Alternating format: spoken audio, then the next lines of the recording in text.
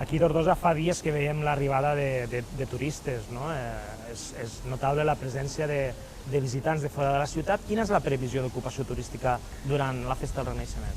El que és les pernoctacions, és a dir, els hotelers està ja tot ple o pràcticament ple, perquè a més ja ens avisaven que és una temporada boníssima i que estem amb resultats millors que el 19, i a la pandèmia la deixem al mig, però molt millors que el que teníem abans.